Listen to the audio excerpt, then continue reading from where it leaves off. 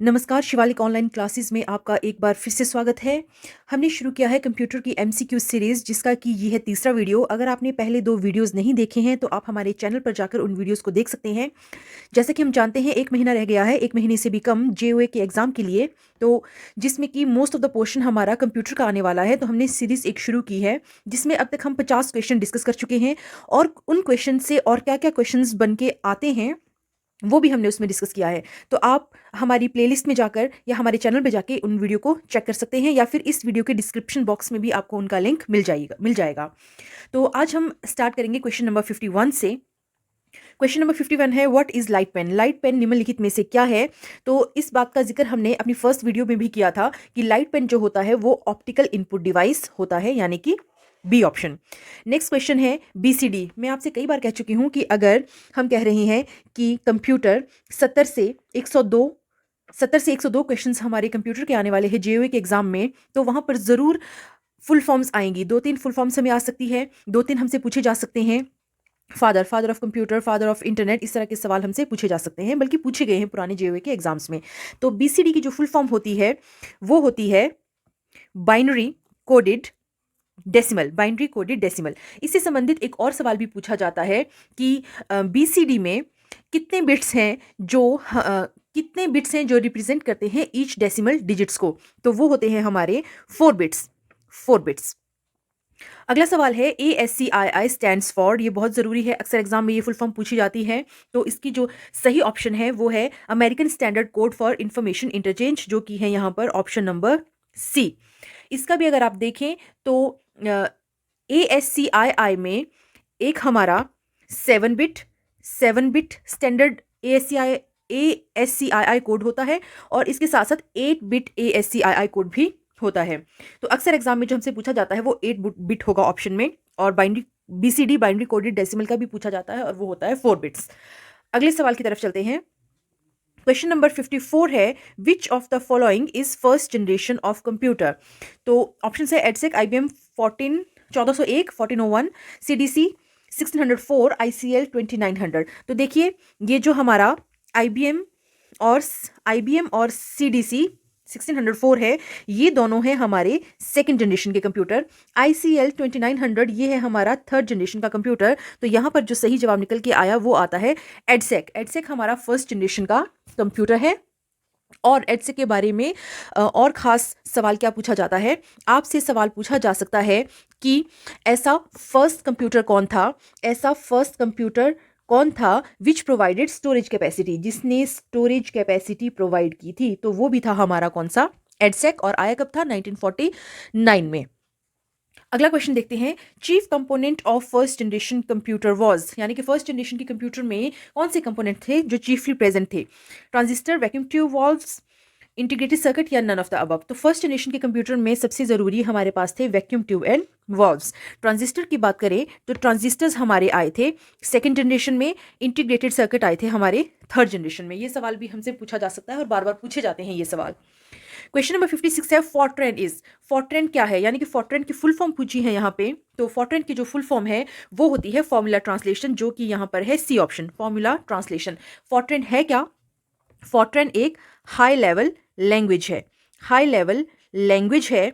और ये भी सवाल पूछा जाता है कि फॉरट्रेन का इस्तेमाल, यानी कि फॉरट्रेन का फीचर क्या है? तो फॉरट्रेन जो लैंग्वेज बनाई गई थी, ये मैथ्स की कैलकुलेशन या ऑप्शन में हो सकता है साइंटिफिक पर्पस। कल भी हमने इसके बारे में बात की थी। साइंटिफिक पर्पस या फिर मैथ्स के लिए हम फॉरट्रेन का इस्तेमाल करते हैं। कोबोल का किस लिए करते हैं? कोबोल का इस्तेमाल करते हैं, बिजनेस ओरिएंटेड लैंग्वेज है वो। नेक्स्ट क्वेश्चन है, EEPROM, यानी EEPROM स्टैंड्स फॉर। तो इसका जो सही जवाब है वो होगा electrically erasable programmable read only memory. तो सही ऑप्शन जो है हमारी वो आती है यहाँ पे ए ऑप्शन। देखिए, जो रोम है वो 3 तरह की होती है, पी रोम, ईपी रोम और डबल ईपी रोम। ठीक है, प्रोग्रामेबल जो रोम होती है उसे आप, यानी कि पी रोम जो होती है, पी रोम की अगर हम बात करें, उसे अगर हम एक बार बर्न कर लें, यानी कि डाल दें उसमें डाटा, तो उसे हम इरेज नहीं करते। जब हम ईपी रोम की बात करते हैं, ईपी रोम में आप डाटा को इरेज करते हो, पर उसके लिए आपको रोम की जो चिप है हमारी वो बाहर निकालनी होगी, अल्ट्रा वायलेट तरीके से उसे इरेज करना होगा, और फिर से आप उसे बर्न कर सकते हैं। और EEP रोम में आप इलेक्ट्रिकली ही उसे इरेज कर सकते हैं और फिर से बर्न कर सकते हैं। आगे आगे देखते हैं question number 58। Second generation computers were developed during. देखिए हमें पता होना चाहिए कि ये जो 5 जनरेशन हैं इनका टाइम स्पैन कब कब का था। तो सेकेंड जनरेशन का जो टाइम स्पैन था वो था हमारा 1956 से 1965। कई बार यहाँ पे हो सकता है ऑप्शन में हो 1956 से 1963। कई बुक्स में आपको 1963 लिखा होगा, पर इसी तरह का ±1-2 ईयर्स इसमें होता है। तो आपको सभी 5 जनरेशन का टाइम स्पैन भी जरूर चेक करना है। अगला है the computer size was very large in which generation. कौन सी जनरेशन में जो कंप्यूटर का साइज था वो बहुत बड़ा था। तो बहुत बहुत बड़ा जो था वो था हमारा फर्स्ट जनरेशन में। क्यों? क्योंकि हम बहुत बड़ी बड़ी वैक्यूम ट्यूब्स का इस्तेमाल करते थे जो कि बहुत जगह घेरते थे, तो साइज भी बड़ा होगा। सॉरी, ये मैंने टिक गलत जगह पे लगा लिया है, ये आएगा ऊपर 59 में। फर्स्ट जनरेशन में the computer size was very large in first generation. First generation के कंप्यूटर का जो साइज था वो बहुत बड़ा था। अगला सवाल देखते हैं कि microprocessors as switching device are for which generation computers. यानी कि माइक्रो प्रोसेसर्स का जो इस्तेमाल करना शुरू किया हमने वो कौन सी जनरेशन में किया। माइक्रो प्रोसेसर्स का इस्तेमाल करना हमने शुरू किया है फोर्थ जनरेशन में। और सवाल जो पीछे एग्जाम में पूछ भी चुके हैं कि पहला माइक्रो प्रोसेसर कौन सा था, तो पहला माइक्रो प्रोसेसर था वो था इंटेल 4004। जरूरी सवाल एग्जाम में पूछा जाता है। इससे रिलेटेड और देख लीजिए कि थर्ड जनरेशन में हमने इंटीग्रेटेड सर्किट का इस्तेमाल करना शुरू किया था, सेकंड जनरेशन में ट्रांजिस्टर और फर्स्ट में वैक्यूम ट्यूब्स।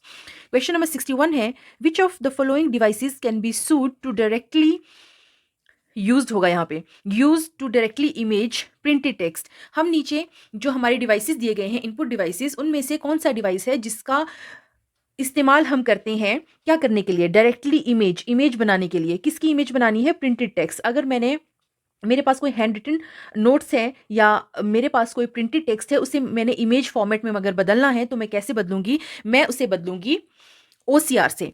OCR से। OCR की फुल फॉर्म भी पता होनी चाहिए, बहुत जरूरी। अगला सवाल है the output quality of a printer. The output quality of a printer is measured by. तो जो आउटपुट क्वालिटी है प्रिंटर की वो हम मेजर करते हैं डॉट्स पर इंच में। डॉट्स पर इंच में। तो क्वेश्चन नंबर 62 का जो सही आंसर है वो है A option, dots per inch. Exam में कई बार इसकी जगह पे DPI लिखा होता है, DPI dots per inch.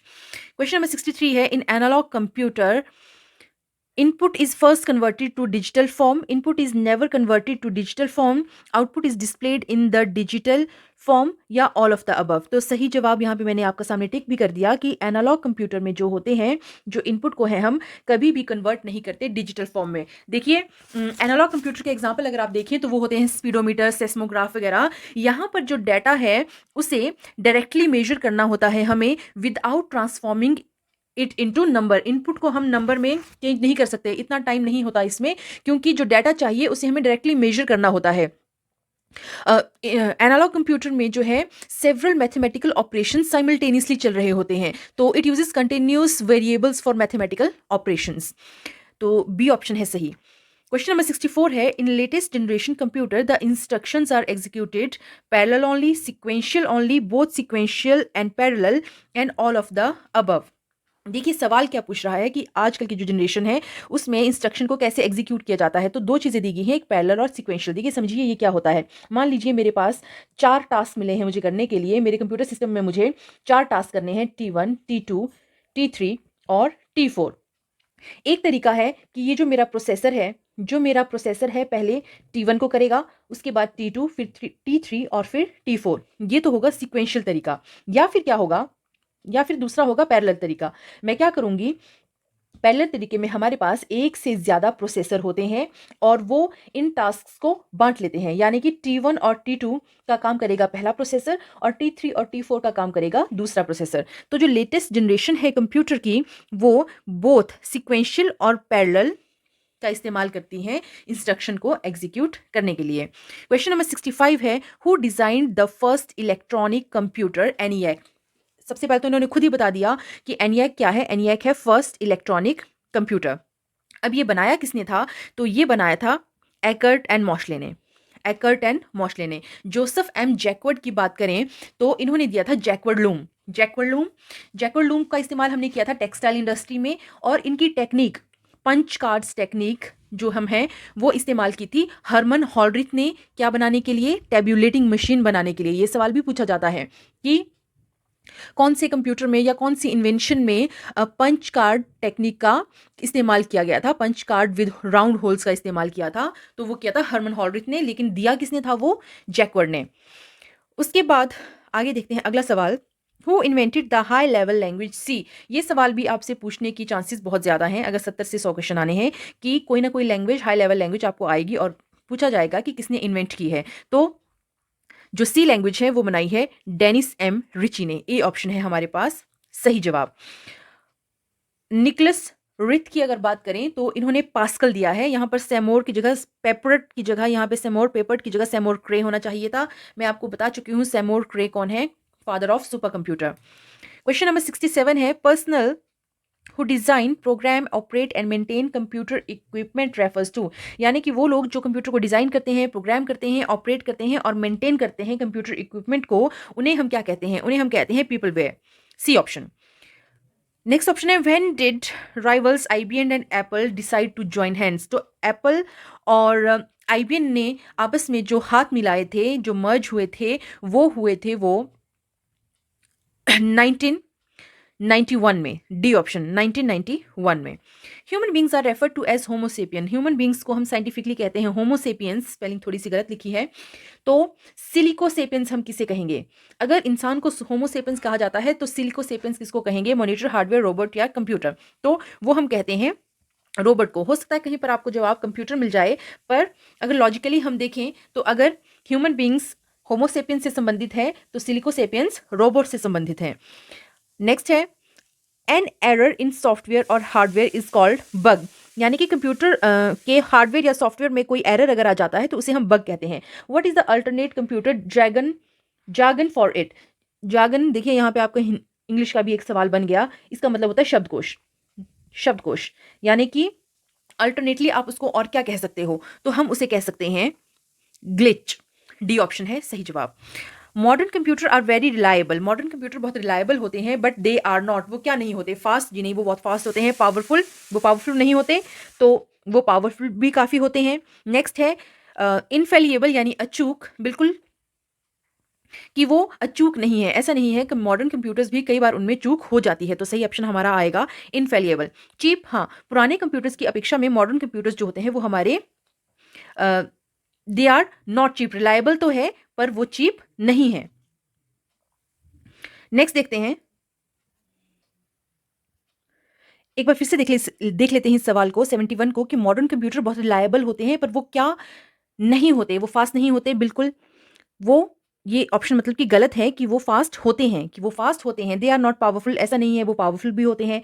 They are not cheap, they are not cheap का मतलब है कि पुराने कंप्यूटर्स के अपेक्षा में वो चीप नहीं है, ऐसी बात नहीं है। पुराने कंप्यूटर्स मॉडर्न कंप्यूटर से ज़्यादा महंगे होते थे, मॉडर्न कंप्यूटर से ज़्यादा महंगे होते थे। तो आजकल जो मॉडर्न कंप्यूटर लेते हैं they are cheap, they are cheap as compare to.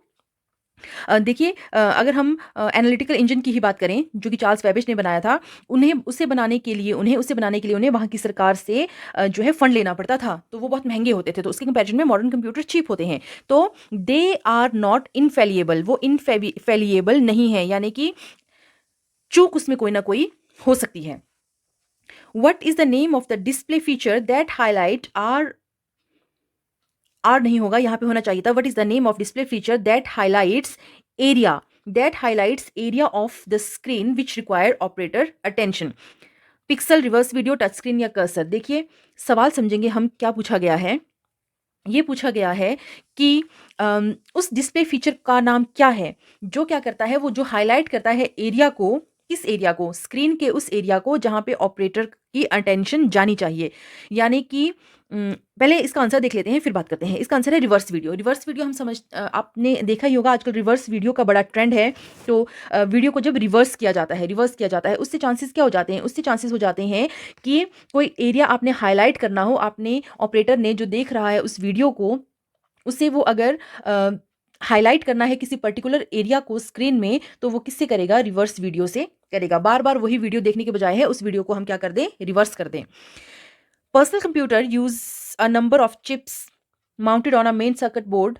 What is the name for such board?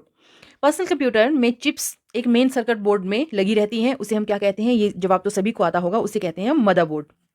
अगला सवाल है कि मोस्ट आईबीएम पीसी में, आईबीएम के जो पर्सनल कंप्यूटर्स हैं उनमें CPU, device driver, memory expansion slot and active components are mounted on a single board. ये सभी एक सिंगल बोर्ड पर लगे होते हैं। किस पे लगे होते हैं? वही आंसर है फिर से, ये सभी मदरबोर्ड पर लगे होते हैं। क्वेश्चन नंबर 75 है, what is meant by a dedicated computer. देखिए, डेडिकेटेड कंप्यूटर क्या होता है?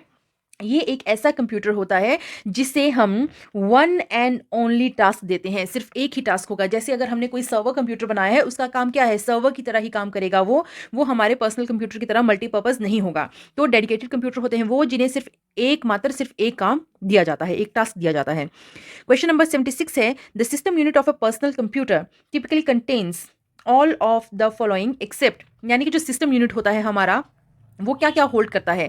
माइक्रो प्रोसेसर, बिल्कुल वो माइक्रो प्रोसेसर होल्ड करता है। डिस्क कंट्रोलर भी होल्ड करता है। सीरियल इंटरफेस भी होल्ड करता है। तो क्या नहीं होल्ड करता? वो हमारा मॉडेम होल्ड नहीं करता। मॉडेम का जिक्र हमने पहले और दूसरे वीडियो में कर लिया है। मॉड्यूलेटर और डीमॉड्यूलेशन और मॉड्यूलेशन का काम करता है मॉडेम। क्वेश्चन नंबर 77 है, अ computer programme that converts an entire programme into machine language is called. वो कंप्यूटर प्रोग्राम जो कि एंटायर प्रोग्राम को, एंटायर या फिर मैं कहूँ एंटायर हाई लेवल लैंग्वेज को बदलेगा मशीन लैंग्वेज में, उसे हम क्या कहते हैं? उसे हम कहते हैं कंपाइलर। कंपाइलर, देखिए, जो हमारी हाई लेवल लैंग्वेज है उसे कन्वर्ट होना होता है किसमें? मशीन लैंग्वेज में, क्योंकि कंप्यूटर कौन सी भाषा समझता है? Machine language. तो उसे कन्वर्ट करने के लिए हमारे पास हैं दो ट्रांसलेटर, एक होता है कंपाइलर, दूसरा होता है इंटरप्रेटर।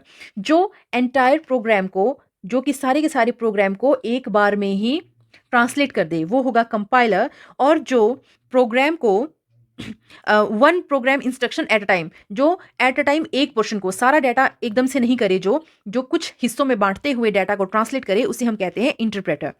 अगला सवाल देखते हैं, अ computer programme that translates one programme instruction at a time, फिर से आ गया सवाल, into machine language is called. तो यहाँ पे जवाब क्या होगा? यहाँ पे जवाब होगा इंटरप्रेटर। हाई लेवल लैंग्वेज को मशीन लैंग्वेज में बदलना है, दो ट्रांसलेटर हैं, कौन कौन से? कंपाइलर और इंटरप्रेटर। जो एंटायर प्रोग्राम को एक बार में ही ट्रांसलेट कर दे मशीन लैंग्वेज में, उसे हम कहेंगे कंपाइलर। और जो one programme instruction at a time करे, एक प्रोग्राम की इंस्ट्रक्शन एक बार में करे, सारा एंटायर प्रोग्राम ना करे, वो होता है इंटरप्रेटर। क्वेश्चन नंबर 79 है, a small or intelligent device is so called because it contains within a. एक स्मार्ट और इंटेलिजेंस डिवाइस हम कब कहेंगे? जब उसके अंदर क्या होगा? जब उसके अंदर होंगे लगे हुए सेंसर। सेंसर है सही जवाब। A fault in a computer program which prevent it from working correctly is known as. अगर आपको कंप्यूटर में कोई फॉल्ट दिखे, तो कोई एरर में दिखे, तो आप उसे क्या कहते हैं? हम उसे कहते हैं बग, उसे हम कहते हैं बग। तो आज हम करेंगे क्वेश्चन नंबर 80 तक, और ये क्वेश्चन सीरीज का सिलसिला जारी रखेंगे कल के बाद भी। तो अगर आप हमारे चैनल को पहली बार देख रहे हैं तो आपसे रिक्वेस्ट है कि हमारे चैनल को सब्सक्राइब करें, शिवालिक प्रगति वीडियो को देखें, पसंद आने पर लाइक करें और वीडियो को ज़्यादा से ज़्यादा लोगों तक शेयर करें, कि 2.5 लाख लोगों ने अगर भरा है ये फॉर्म, तो वीडियो ज़्यादा से ज़्यादा लोगों तक पहुँचना चाहिए, ताकि सभी लोग इस वीडियो का फ़ायदा उठा सकें। जल्द ही मिलेंगे एक और वीडियो के साथ, तब तक आपसे विदा लेते हैं। धन्यवाद।